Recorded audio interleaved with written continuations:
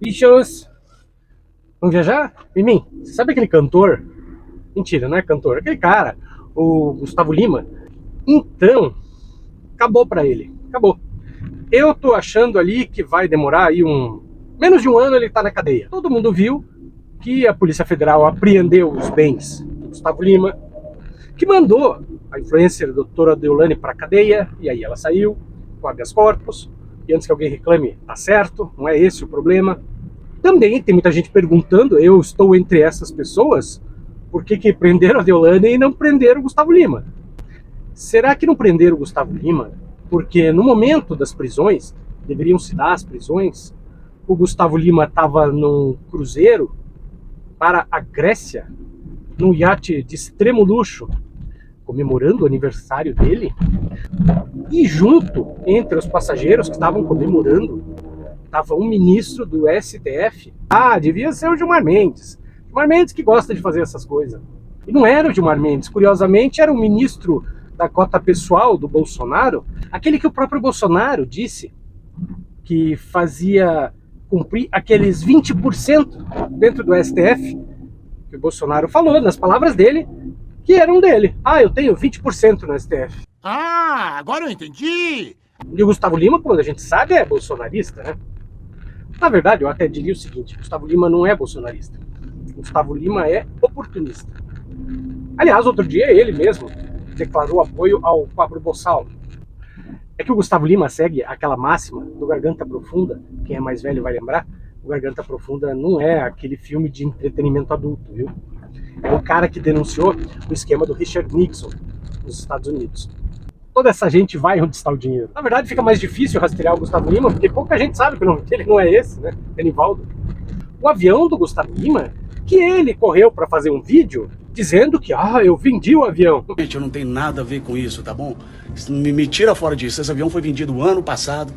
Em primeiro lugar, foi uma venda bem curiosa, porque ele vendeu para um parça dele, nos negócios aparentemente escusos, dos quais ele faz parte, só que não transferiu.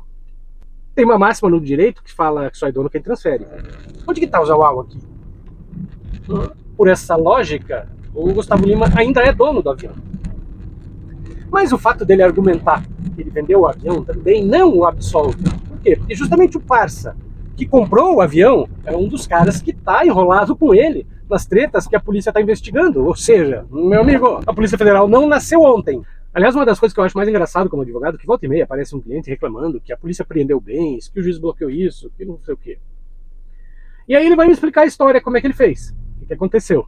Aí a minha vontade é dizer o seguinte, cara, você queria o quê? Você queria que as autoridades não rastreassem esse teu esquema porco e vagabundo?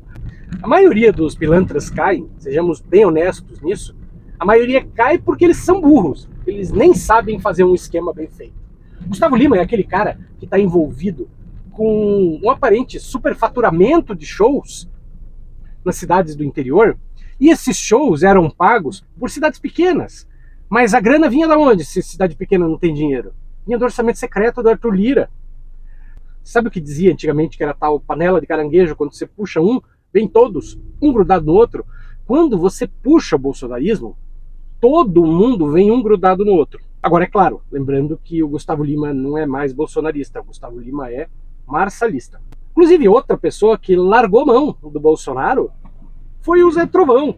Zé Trovão, para quem não lembra, é aquele cara do Deus, Pátria e Família, mas que, na verdade, agredia a esposa, que tem foto dele cheirando uma trilha de farinha.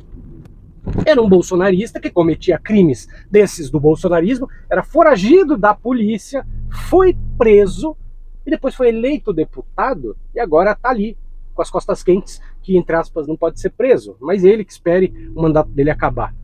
Agora, voltando a falar do Nivaldo Batista Lima, é o tal do Gustavo. O esquema desse cara é um esquema grande. Bom, o Nivaldo, além de fazer essa trutaiada com shows, o que ele é investigado, bem como a Deolane, é por lavagem de dinheiro. Outro dia, eu vi um comentário num vídeo, onde a pessoa pediu para explicar mais ou menos o que é lavagem de dinheiro, porque muito se fala, mas nem todo mundo sabe exatamente o que é. Eles sabem que é ilegal, mas não sabem como é que funciona. Então eu vou trazer aqui um exemplo super fácil de você entender. Porque uma das coisas que a Deolane falou, num dos depoimentos dela perante a imprensa, perguntaram para ela, mas e o dinheiro isso, e o dinheiro aquilo? Aí ela falou, mas eu paguei todo o imposto, eu declarei no meu imposto de renda. Mas é justamente a declaração do imposto de renda, é o pagamento dos impostos, que é uma das etapas de esquentar o dinheiro. Então veja como é que funciona o negócio. Vamos pegar um posto de gasolina. Sabe aquele posto de gasolina? Mas não precisa ser só posto de gasolina. Pode ser restaurante, pode ser lavacar, pode ser hotel, pode ser um monte de coisa. Normalmente, os negócios que são usados para esquentar dinheiro são os negócios que têm uma circulação muito grande de clientela e, em geral, os pagamentos são feitos em dinheiro. Aquelas notinhas que eventualmente você tem na carteira e não consegue rastrear. Você sabe quem é que usa bastante nota de R$200?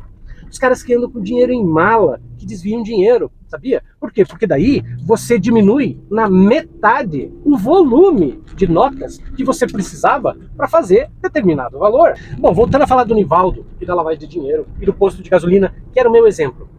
Você já deve ter visto que tem aqueles postos que às vezes cobram valores muito absurdos. Vamos dizer assim, um litro de gasolina custa 5, o cara está cobrando 7. Aí você fala, não é possível que o cara está cobrando 7, esse cara nunca tem ninguém no posto dele e você percebe que o posto não fecha. O cara continua ali, aí você pensa, nossa, mas como assim que o cara não faliu, cobrando R$7, ou seja, cobrando um valor que ninguém vai pagar na gasolina, né? Estranho isso. E aí vem aquilo que a gente estava falando, porra, mas quase ninguém abastece de verdade nesse posto. Mas o dono, ele não está preocupado de verdade em ganhar dinheiro com combustível. Até porque o lucro do dono do posto com combustível em si é bem menor. Mas veja o que acontece. Sabe aquela diferença entre o valor real da gasolina e os 7 pila que o cara está cobrando? É aquela diferença que é o dinheiro lavado. Aí fulano chega para ele, pro dono do posto, e fala assim, ó, cara, eu preciso lavar aqui R$1 milhão, tá? Como que eu vou fazer isso? Você vai fazer de conta. E como é que você faz isso? Você pega aquele R$1 milhão e injeta no caixa do posto, fazendo de conta que você vendeu R$1 milhão em gasolina, mesmo a R$7. E aí você, dono do posto de gasolina, você faz o quê?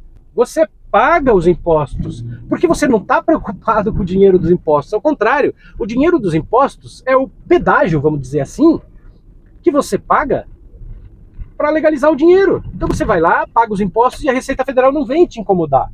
Porque a Receita Federal vai falar, não, mas esse cara tá pagando os impostos, o que eu vou cheirar lá? Mas para sorte das autoridades, todas as transações, elas estão interligadas hoje em dia. Significa o quê? Que pagamentos, recebimentos, etc., compra de insumos, etc., quase tudo está interligado direto nas notas fiscais eletrônicas e tudo mais. O que significa isso, gente? Significa que é muito fácil para a autoridade fiscal perceber quando alguém está lavando dinheiro. Por quê? Porque o cara tem lá o posto de gasolina. Ah, ele emitiu um monte de nota de saída de gasolina. Perfeito? Perfeito. Ele esquentou um pedaço da gasolina. Só que ele não comprou gasolina suficiente para justificar toda aquela venda. Então o cara, naquele R$1 milhão que ele lavou, ele falou assim, não, olha, vendi 1 milhão de litros de gasolina aqui. Mas daí, como está tudo interligado, o poder público fala, tudo bem, você vendeu 1 milhão de litros de gasolina, só que você não comprou 1 milhão de litros de gasolina para vender. Você não tinha isso. Me explica isso. Então é tudo rastreável. Então, com base nessas informações, você faz a devida adaptação. Você faz o quê? Aquele influencer, aquele cantor que recebe muito, que você tem um cachê muito alto, você fala, é estranho. Agora todas as peças se encaixaram. E se você chegou até aqui, você gosta dos nossos vídeos, eu peço a gentileza para você de se inscrever, de comentar, de compartilhar os nossos vídeos e considerar a hipótese de você ser membro do canal. Só R$ 4,99 por mês, não é o valor nem de uma Coca-Cola, você cancela quando você quiser e você me ajuda a pagar as edições dos nossos vídeos. Porque é com base nas edições que eu tenho a possibilidade de lançar um vídeo por dia.